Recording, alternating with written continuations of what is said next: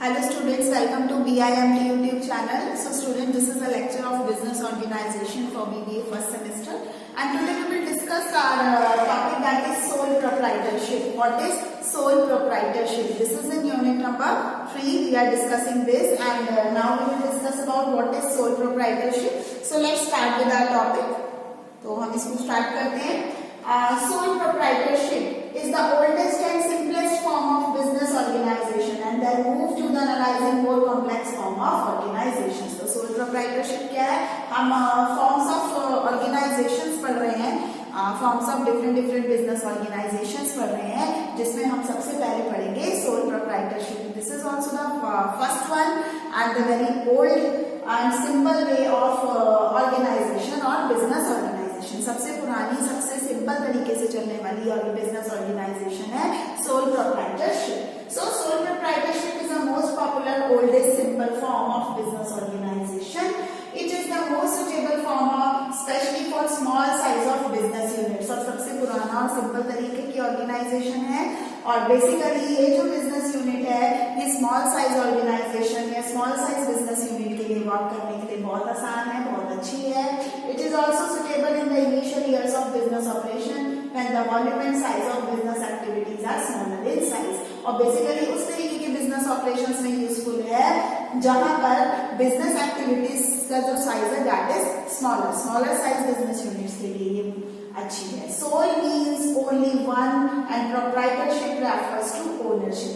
Soul proprietorship type ये हमारे business ownership का या बिजनेस फॉर्म ऑफ ऑर्गेनाइजेशन का नाम है सोल प्रोप्राइटरशिप. और सोल का मतलब होता है वन, ओनरशिप, प्रोप्राइटरशिप का मतलब होता है ओनरशिप. तो इसीलिए वन ओनरशिप कह सकते हैं इसको.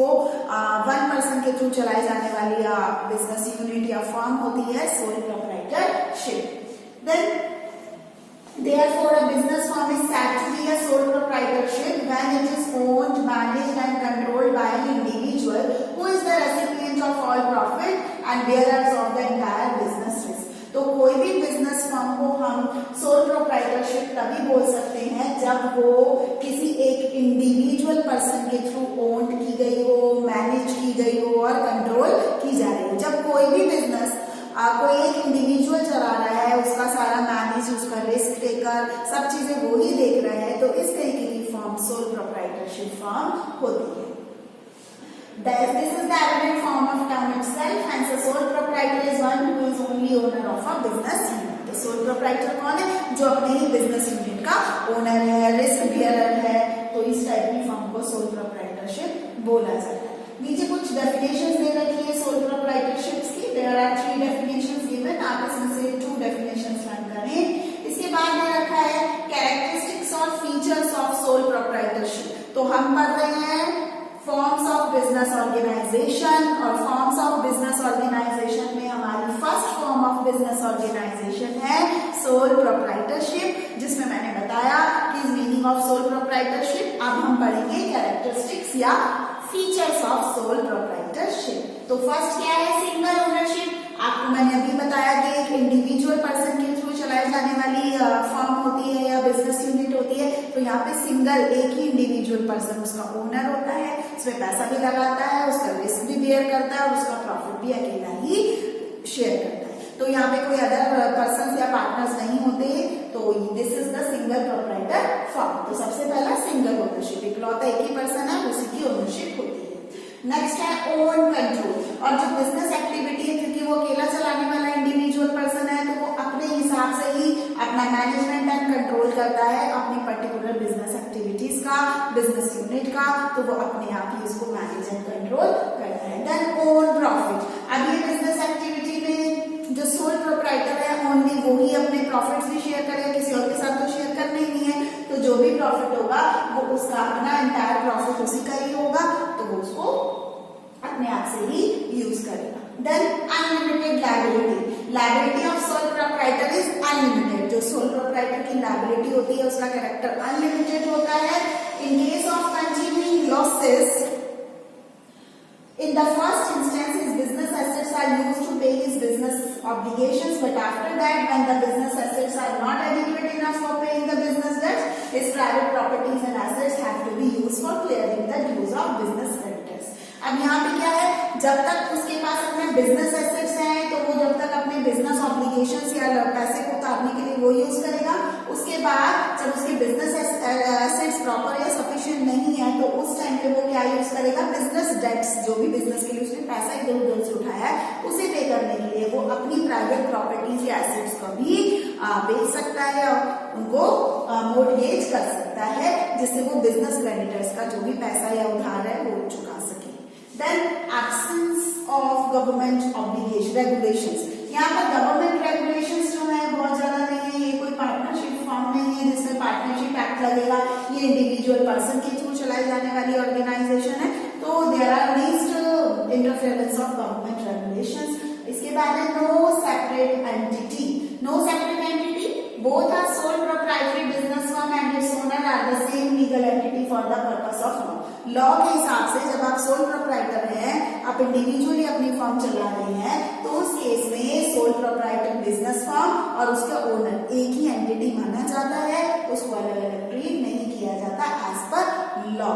Assets of business are treated as asset of its owners, तो जितने भी एसेट्स बिजनेस के होंगे उन सारे एसेट्स को ओनर के एसेट्स डिक्लेयर किया गया है गवर्नमेंट के through. Then limited capital and capacities, limited capital and capacities, every individual has limited capital and capacity, हर इंडिविजुअल के एक लिमिटेड कैपिटल या पैसा होता है, उसकी कैपेसिटी होती है।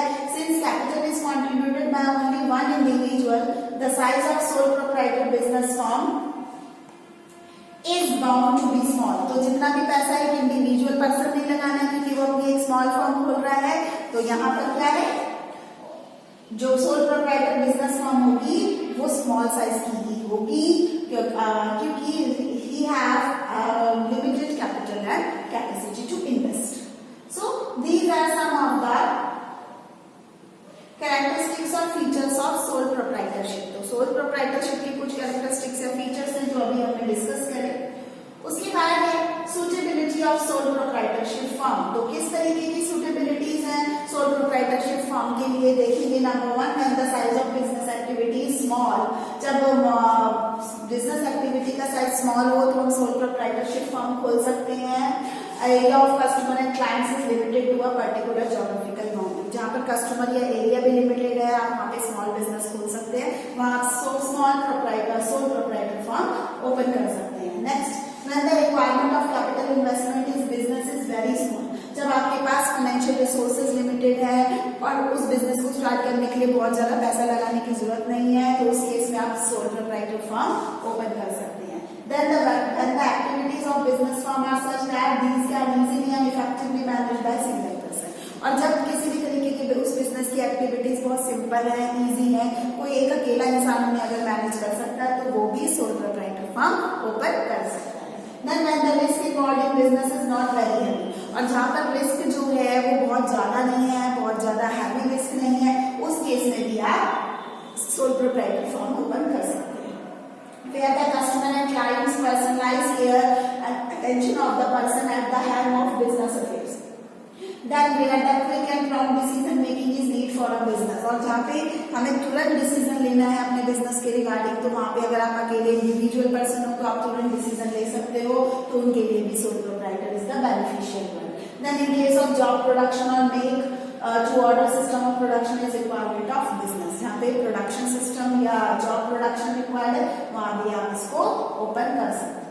अब आता है merits and demerits of sole proprietorship. अब sole proprietorship form of business organisation है जो है उसके कुछ एडवांटेजेस और कुछ डिसएडवांटेजेस हैं। Merit mean advantages and demerits means disadvantages. तो यहाँ पर फर्स्ट हम पढ़ेंगे merits of sole proprietor.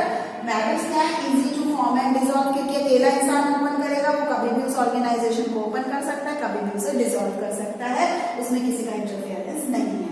Then direct motivation, direct motivation है existed between rewards and effort. Sole proprietor अकेला ही अपनी फर्म चला रहा है तो डायरेक्ट मोटिवेशन है, किसी और का इन्वॉल्वमेंट नहीं है, रिवॉर्ड्स एंड एफर्ट्स भी उसी के ही होंगे। देन एब्सोल्यूट कंट्रोल, क्योंकि सोल प्रोप्राइटर बिल्कुल फ्री है किसी भी चीज से, वो अपने आप अपने तरीके से अपनी ऑर्गेनाइजेशन को मैनेज करेगा, कंट्रोल करेगा, so he is free from any other things. Then business secrecy, अब वो अकेला ही अपने बिजनेस को चला रहा है तो वो जितने भी बिजनेस सीक्रेट्स होंगे वो उसी तक रहेंगे, वो अपने आप उन चीजों को मैनेज कर लेगा। तो इस कॉम्पिटिटिव वर्ल्ड में अपने आराम से वर्क को कर सकता है। Then promptness in decision making, quickly decision ले सकता है अपने बिजनेस के रिगार्डिंग, क्योंकि वहाँ पर बहुत सारे मेंबर्स नहीं है, कोई शेयर होल्डर्स नहीं है, अलग अलग पार्टनर्स नहीं है, तो वो अपने इजीली क्विक डिसीजन ले सकता है। फ्लेक्सिबिलिटी है उसके ऑपरेशंस में, फ्लेक्सिबिलिटी इन ऑपरेशंस, फ्लेक्सिबिलिटी मींस इजीली वो चेंजेस कर सकता है अपने बिजनेस ऑपरेशंस में, जब उसको नीड है वो उस हिसाब से उसमें चेंजेस कर सकता है, क्योंकि उसे किसी से भी कोई एडवाइस या परमिशन लेने की जरूरत नहीं है। Then personal relations, employee-employee relationships, interpersonal relationship, personalized treatment to customer, etc. are the watchwords of success in many business. Normally, size of sole proprietor business being small, owner maintains personal touch with employees and customers.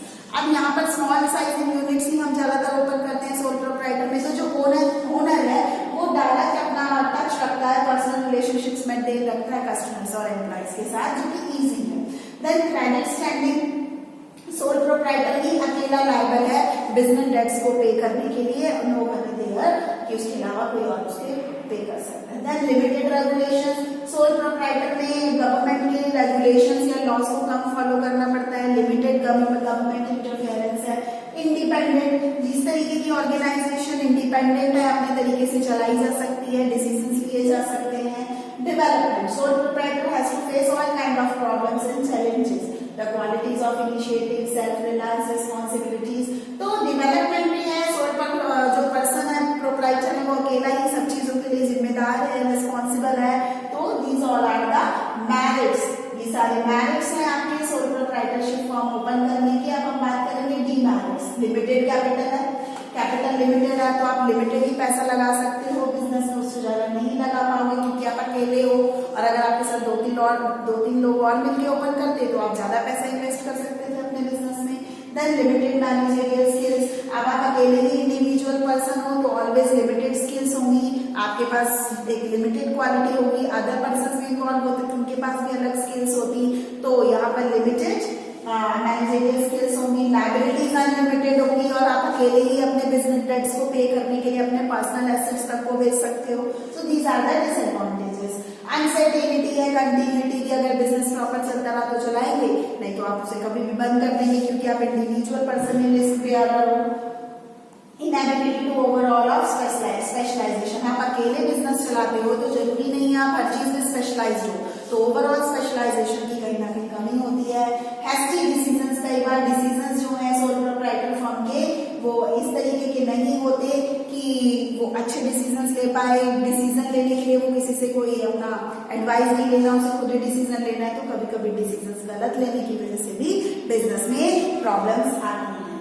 So these are some of the disadvantages।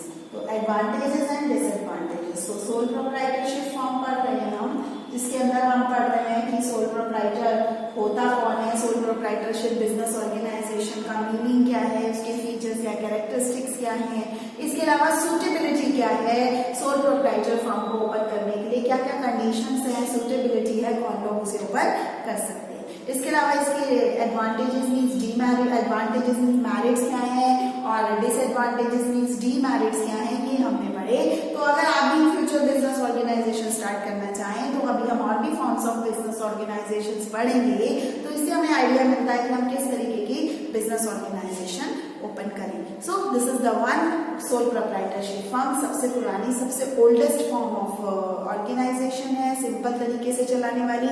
एक individual person ही उसे open करता है, खुद ही पैसा लगाएगा, खुद ही profit share करेगा, खुद ही रिस्क बेयर करेगा, कोई अदर पर्सन उसके साथ इन्वॉल्व नहीं है। तो स्मॉल लेवल पे अगर हमें बिजनेस यूनिट्स को ओपन करना है तो हम सोल प्रोप्राइटर फर्म के लिए जा सकते हैं।